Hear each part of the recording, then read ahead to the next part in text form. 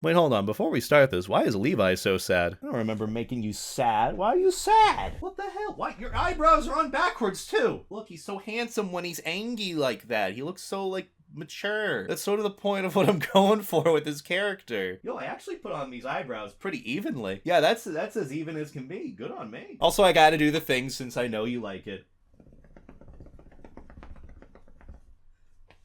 Jeez. Alright, why are there so many canine fursonas within the furry fandom? That's the question I want to answer today. I'm sure you've seen this for years now. I know I have. Back in 2018, when I was making my fursona for the first time, Maverick the Wolf Dragon. Wolf Dragon. One of the biggest observations that I had at the time was that the three most popular fursonas that I saw within the furry fandom were wolves, foxes, and huskies. Two of those are very directly dogs. The third one, I'm not sure if foxes are more canine-like. These three main animal species that I saw within furry were very prominent. They were pretty much everyone's fursonas that I saw at the time. Not to say that I didn't see any like dragons or cats or lions or even protogen fursonas, which protogens are pretty much everywhere. I'll even say that. But I don't even think that compares to how many canine fursonas there are within furry. And this was a big observation that I had back in 2018 when I was making my fursona. Here we are half a decade later, and that still feels like it's the case. Even someone in my stream asked me the other day, why are there so many wolf fursonas within the furry fandom? Now, I answered the question very generally, but I didn't actually answer the question. My reasoning was that it's the need to conform with what the majority has so far. When I was making my character, Maverick the Wolf Dragon, he was originally supposed to be just a dragon fursona. I wanted him to be a fluffy dragon, like super fluffy, super cute, but at the time I was thinking, oh, I'd get shit from people who were like, you can't have a fluffy dragon, that doesn't make any sense, they gotta be a scaly. And it was actually a worry of mine that my fursona wouldn't be valid to others because it just was a fluffy dragon, it wasn't justifiable for some reason, which doesn't make any sense, I know, saying that out loud, but it was a worry of mine when I was making a character. I was also just starting within the furry fandom, so I was trying to find myself and find where I belonged with regards to the friends within furry and with regards to just my place in the fandom. And so in some sense, I kind of conformed and ended up throwing a hybrid species onto my character. I was just like, yeah, I want to make him fluffy. Let's just make him a wolf or something. He'll be a wolf dragon. Justifies him looking fluffy. And you know, people love wolves. So in some sense at the time, and this could also be a case for why people choose canine fursonas within furry, is because I wanted to conform with the vast majority of those that were already there. However, even though I did answer the question, I also didn't. It didn't explain why there were so many wolves or canine fursonas within furry. And so that's what I want to answer today. Now, the big thing to keep in mind about this question is that there will be several answers that have their own valid reasonings. There won't be one set answer for why there are so many wolf or dog or fox fursonas within furry, because furries who make their fursonas have their own reasons for doing so, and their own reasons for relating to them the way they do. Like with me, I related with Maverick at the time, don't relate to him as much now, and here I am years later with another dog fursona, a German Shepherd, and then my other personal fursona is an Australian Shepherd. So pretty much all the characters that I've had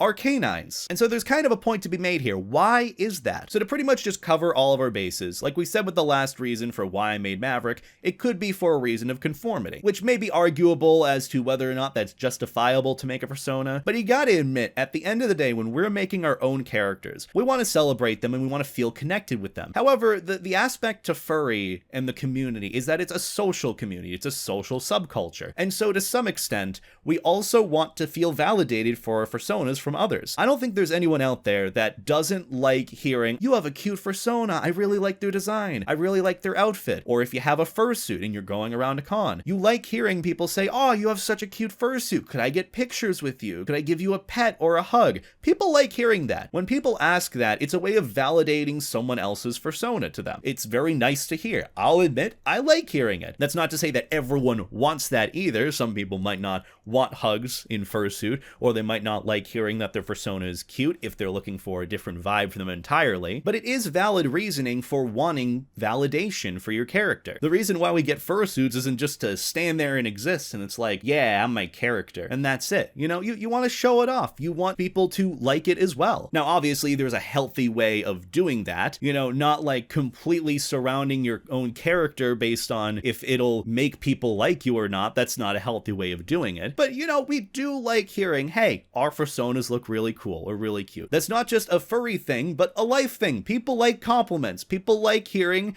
that, you know, they look nice or they're doing something nice. It's a nice validating thing. Humans like validation. Now, back then, was I trying to make a wolf dragon character for the sake of wanting to be loved? Not necessarily. I just felt natural to me to want to have a wolf with a dragon. I wanted a fluffy dragon at the end of the day. I was going to be happy with that, regardless of whatever hybrid I threw onto it. But for some people, just based on the already existing majority of canine furries out there, foxes, huskies, dogs, wolves, hyenas, coyotes, you might already see this as the vast majority, so you might feel the need to want to show that as well in your own character. Just to be like, oh hey, I'm part of this group of dog furries. I'm part of the German Shepherd furries. I mean, I'm a Sheppy. I didn't create a German Shepherd fursona for the sake of, I can be part of the Sheppy crew. It also just felt natural. And that also leads me to the next point. Sometimes it comes down to acknowledging the traits exhibited in canines being relative to what you want to portray your character as a furry. The main contributing factor to why I chose a German Shepherd for Levi wasn't just because I had a lot of friends who had German Shepherd fursonas, but because I saw those friends and I looked up to a lot of the traits that they exhibited. They were very outgoing, very social, very loving and caring, very courageous and confident and handsome. I mean, I'm gonna be honest, a lot of my friends are really handsome and good looking. I also heard somewhere that supposedly German Shepherds are very needy. They love attention and affection. I'm someone that also likes getting affection and attention and love. And so that's why I thought, you know, a German Shepherd would be really fitting for Levi. And that's why I went with him. I think Levi's original fursona species was supposed to be like a wolfski. Like, that is just such a weird mix between 3 different fursonas. Like, to some extent, make up your mind, beta. And so that's why I dedicated to the German Shepherd. Not to judge or berate anyone that has, like, a hybrid like that. A fulfski, wolfski, whatever it may be. Do what makes you happy. But for me, it's more of like, I gotta make up my goddamn mind. I wasn't trying to do the whole thing of, oh, it's my month, I'm a wolf. And then 2 months later, oh, it's also my month, I'm a fox. And then like 3 months later, oh, I'm a husky, it's my month too. I just wanted to make up my mind and set it with a character and fursona species that really felt genuine to me. Because I saw aspects in friends of mine who were German Shepherds that I really related to and I wanted to exhibit in my character. And another thing you gotta keep in mind is I've seen Levi drawn in multiple different animal species. I've seen him drawn as an otter, a dragon, even a lion. And I like lions. And Jacques Lion Levi looks especially good, let me just say. But even when I looked at him, comparing him to the fursona that I have, it didn't fit as well. The German Shepherd aspect just stuck and felt natural. And so not just for me, but for many others who have canine fursonas, they might relate to that. The traits that are exhibited from other friends with German Shepherd fursonas. Some traits in German Shepherd or canine animals that very much fit with their character. Not everyone usually does that, of looking at traits based on animals to fit their character, but some people do, and that is a factor to creating a fursona and sticking to one animal species, which could be a reason why there are so many canine furries. And I also want to preface all this by saying that just because there are so many canine furries doesn't mean that that's a problem. Having a lot of canine furries out there shouldn't deter you from wanting to make one if it feels like it's fitting for your character. And even though there are like furry memes out there of like, I want a blue fox fursona, and then it's Squidward saying, daring today, aren't we? It's more of a joke than anything. You should make the fursona and character that you want at the end of the day. Obviously,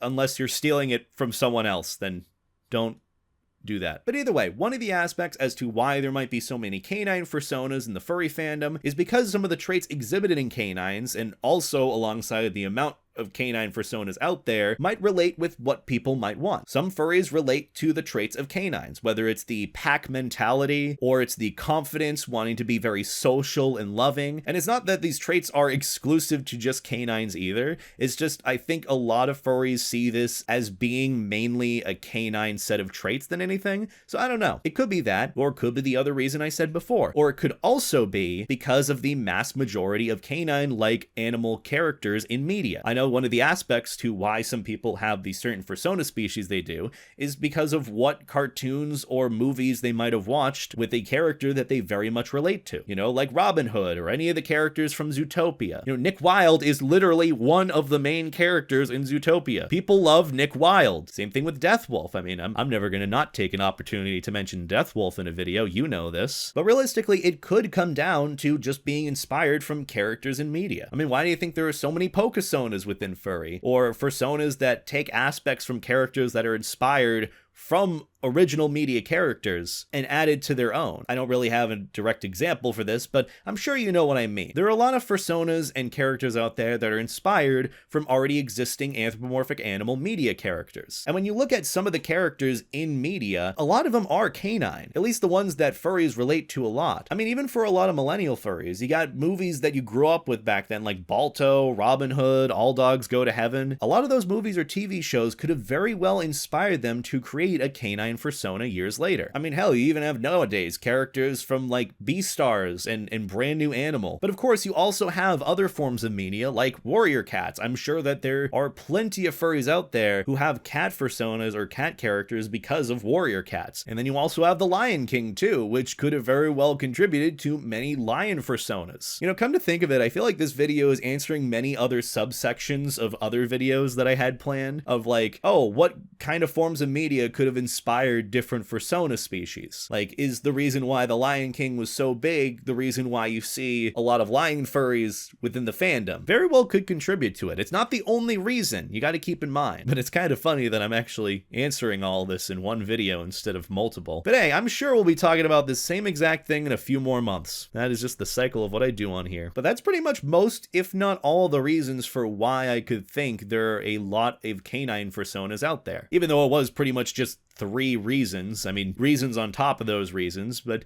you kind of get the picture. It all comes down to inspiration and what furries might relate to for a character that they want to make into their own. You're not going to have an original character that you just make up. I mean, very rarely does it happen. More often than not, you're going to be inspired by what you see out there already to add or create onto your own character. Everyone has someone else they look up to or relate to a lot with, or someone they want to be. And whether or not these are traits or aspects that they wanted to put into a character is realistically up to them. There's no right or wrong way to do it. And so with regards to canines being very prominent within furry, I think it does relate a lot to, you know, a lot of really, really cute fursuiters that are canines already exist within furry. But either way, this was just a fun little observation that I found and wanted to answer this question in today's video. It's some interesting food for thought, and hopefully it helps potentially in your guys' fursona creation. If you are ending up making a new fursona, or you're trying to make your first one that you very much relate to, maybe some of the points that I mention here for why there are so many canine-like characters could add to potentially some inspiration for what you might be looking for, and hopefully that helps you out. And just a note as well, even though there are so many canine furries within the fandom, there's no reason why you can't make your very own too. I mean, look at me. I had the observation from a while ago that there were so many canine furries, and I still ended up